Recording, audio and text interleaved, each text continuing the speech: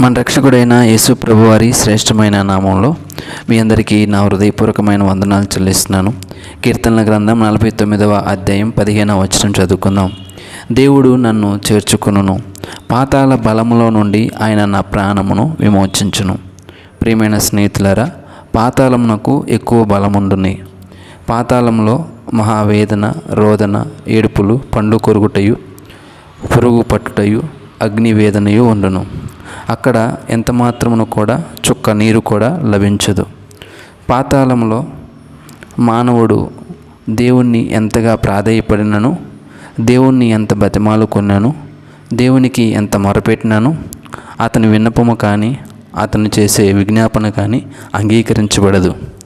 కారణం, మరణించిన మానవుడు తాను చేసిన క్రియలను బట్టి దేవుని యొద్ద తీర్పు పొందుతాడు.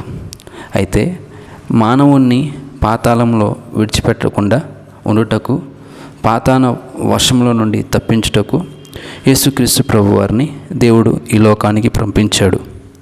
అయితే యేసుక్రీస్తు ప్రభువారు మానవునికి దేవుడు అనుగ్రహించిన ఆత్మను పాతాళ వర్షంలో పడకుండా కాపాడుటకు, రక్షించుటకు సమర్థుడై ఉన్నాడు.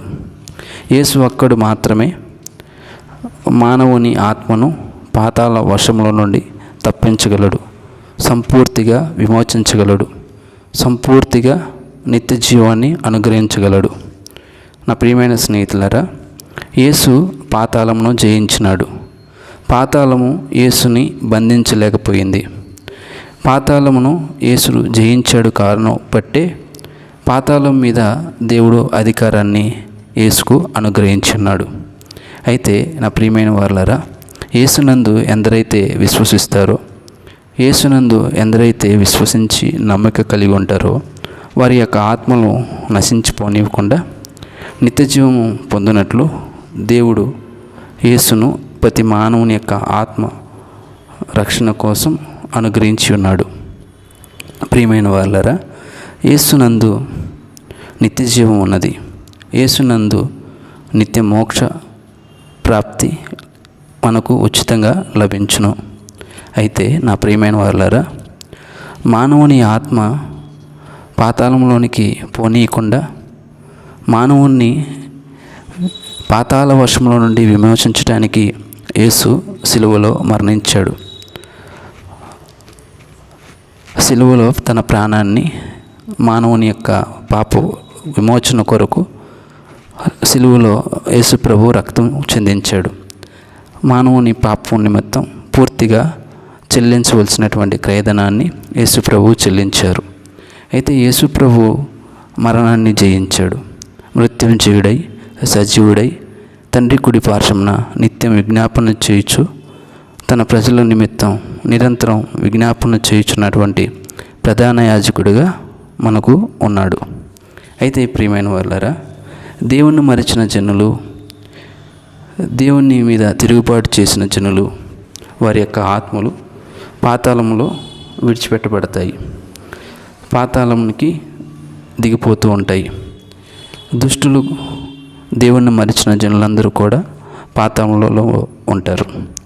అయితే ఈ పాతాళము దేవుడు ఎందుకు కలుగజేశారంటే, అపవాదికిని, దుష్టునికిని, వాని అనుచరులకును దేవుడు ఈ పాతాళమును కలుగజేశారు. అయితే దేవుని బిడ్డలారా, పాతాళంలో మహా రోదన ఉంటుంది, మహావేదన ఉంటుంది, మహా భయంకరమైనటువంటి పరిస్థితి పాతాళంలో ఉంటుంది. అయితే యేసునందు ఉన్నవారికి యేసు నిత్య జీవాన్ని ఇస్తాడు. ఆనందము, సంతోషము, నిత్యానందము వారి తలల మీద ఉంటుంది. కాబట్టి యేసునందు మనం విశ్వాసం ఉంచాలని, యేసు మాత్రమే మనలను పాతాళ వర్షంలో పడకుండా మన ఆత్మను కాపాడగలరని ఎరిగి యేసును పూర్తిగా విశ్వసించాలని, మరణము తర్వాత మన ఆత్మకు రక్షణ అవసరం, మరణము తర్వాత మన ఆత్మ నిత్య జీవనంలో ప్రవేశించాలి. అది యేసు ద్వారా మాత్రమే మనకు కలుగుతుంది. కనుక మనలను, మన ఆత్మలను రక్షించగలిగిన సర్వశక్తి కలిగినటువంటి దేవుడైనటువంటి క్రీస్తుని కలిగి జీవించాలని, ఆయనే పాతాళ బలంలో నుండి మన ప్రాణమును సంపూర్తిగా రక్షించగలరని గుర్తెరిగి ఆయనకు సమీపంగా ఉండాలని, దేవుని ఉగ్రతకు, దేవుని కోపమునకు ఎంతమాత్రం పాత్రలుగా కాకూడదని ప్రేమతో మనవి చేస్తూ ఈ కొద్ది మాటలు ముగిస్తున్నాను. Thank you.